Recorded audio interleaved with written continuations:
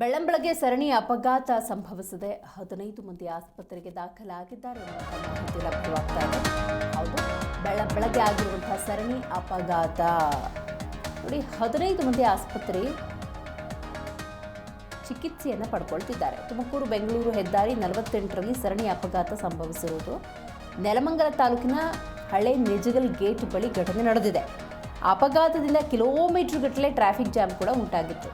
KSRTC bus, lorry, canter, ಖಾಸಗಿ bus ಮಧ್ಯೆ ಈ ಅಪಘಾತ ಸಂಭವಿಸಿದೆ. ಅಪಘಾತದಲ್ಲಿ 15 ಜನ ತುಮಕೂರು ಆಸ್ಪತ್ರೆಗೆ ದಾಖಲು ಮಾಡಲಾಗಿದೆ. ಗಾಯಗೊಂಡಿರ್ತಾರೆ ಅವರೆಲ್ಲರೂ ಕೂಡ.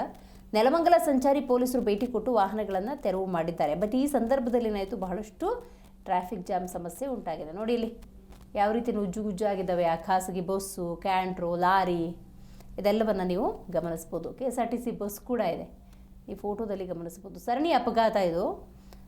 ರಾಷ್ಟ್ರೀಯ ಹೆದ್ದಾರಿಯಲ್ಲೇ ಆಗಿರುವಂಥದ್ದು. ತುಮಕೂರು ಬೆಂಗಳೂರು ಹೆದ್ದಾರಿ 48ರಲ್ಲಿ ಆಗಿರುವಂಥ ಘಟನೆ ಇದು. ಅಪಘಾತದಿಂದ ಕಿಲೋಮೀಟರ್ ಗಟ್ಟಲೆ ಟ್ರಾಫಿಕ್ ಜಾಮ್ ಸಮಸ್ಯೆ ಕೂಡ ಉಂಟಾಗಿದೆ. ಆನಂತರ ಅಪಘಾತ ಆದಮೇಲೆ ಆ ಕ್ರೇನಲ್ಲಿ ನೋಡಿ ಆ ಬಸ್ನೆಲ್ಲ ತೊಗೊಂಡು ಹೋಗ್ತಿದ್ದಾರೆ. ಆ ದೃಶ್ಯವನ್ನು ನೀವು ಗಮನಿಸಬಹುದು. ನೆಲಮಂಗಲ ಸಂಚಾರಿ ಪೊಲೀಸರು ಭೇಟಿ ಕೊಟ್ಟು ಆ ವಾಹನಗಳನ್ನು ತೆರವು ಕೂಡ ಮಾಡಿದ್ದಾರೆ.